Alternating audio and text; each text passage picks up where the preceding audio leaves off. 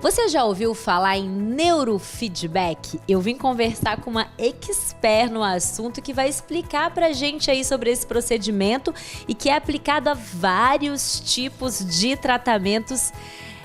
É uma novidade, a gente pode dizer assim, uma revolução nessa parte de tratamentos neurológicos? Eu diria que mais ou menos. Novidade aqui no estado. Aqui no estado sim. No Brasil existe já por volta de 30 anos, né?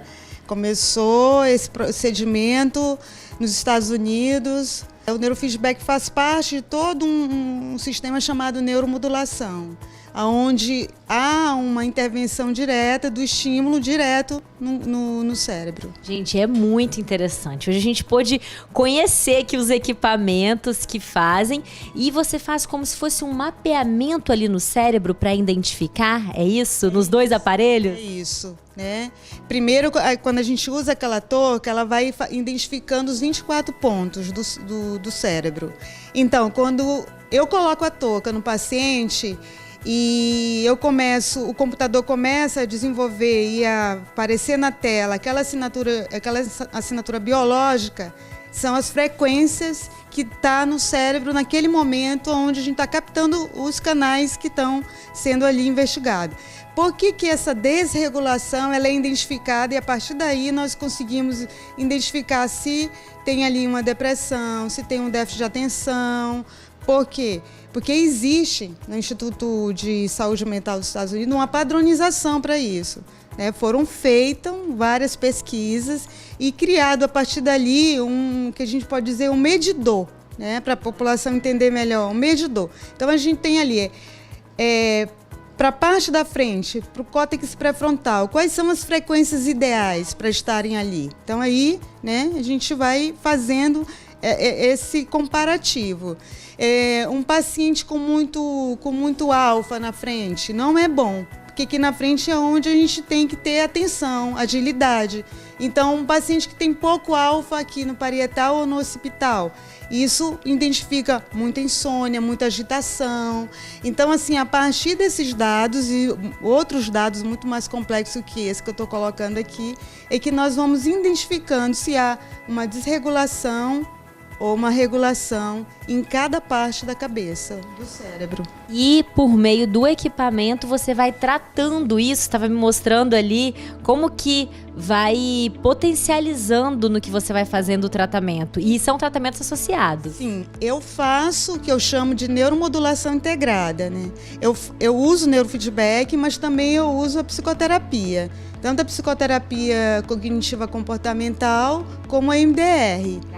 Eu vou agregando, porque aí eu trabalho tanto a questão cognitiva quanto a questão emocional. O que eu tenho muitas vezes aqui? Eu tenho um paciente que chega, às vezes uma demanda da escola que está com déficit de atenção, mas quando você começa a ver a avaliação dele, você identifica que ali não tem um déficit de atenção, ali está uma ansiedade, né, potencializada. Quais são os principais que você atende?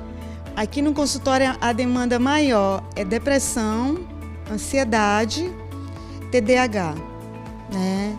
Pensa que é bobeira, né? Nada. Não, mas eu já tive casos de transtorno obsessivo compulsivo, na qual o neurofeedback minimizou bastante, né? Em algumas situações, e é muito importante deixar claro que o neurofeedback não é milagre, ele é um procedimento, né? No joguinho, você vê aquele joguinho? Então tem vários joguinhos daquele. Então são muitos joguinhos, então o paciente fica aquele tempo. Eu tenho um paciente também idosos, né, que o médico recomenda. Eu recebo para fazer um trabalho até de prevenção. Exatamente.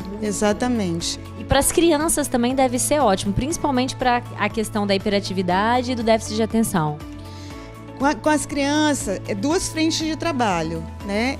Eu trabalho a área comportamental e os estímulos. E olhando assim, até o antes e o depois dos diagnósticos, a gente vê como que os resultados aparecem. Eu vi conversar com a Rose, que é mãe de um paciente aqui da doutora Eliana, e que já há muito tempo você faz um trabalho com ela e que você viu o resultado. Me conta aí um pouquinho como que foi a evolução mesmo dele. Meu filho começou com 6 anos, né, a trabalhar com a Eliana. Começou com a terapia cognitiva, depois ela entrou com neurofeedback E o que a gente observou? Ele tinha uma agitação, ele não tinha o controle da concentração dele, né? Uma criança extremamente agitada, a nível não só de aprendizagem, mas a nível organizacional também, muita dificuldade de se situar no espaço. E aí, quando ele começa com o neurofeedback, a gente observa hoje o quê? Ele consegue controlar a atenção. Né? E aí, na escola, você vê que há todo um processo de melhoria na aprendizagem. É uma criança que nunca perdeu um ano. E o TDAH dele é um grau, né, quando a gente iniciou, um grau muito elevado. É um processo longo, a gente tem um caminho ainda pela frente, mas é nítida, depois da intervenção com o neurofeedback, a evolução do meu filho.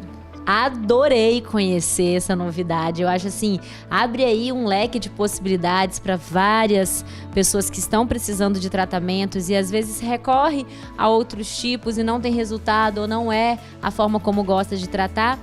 O primeiro passo é marcar uma avaliação com você? Marcar a avaliação. Normalmente eu recebo a criança, né, faço a avaliação e depois, muitas vezes depois é que eu converso com os pais. Faz uma avaliação de toda o comportamento, todo o estilo de vida também da pessoa. Sim, é necessário, né, essa intervenção.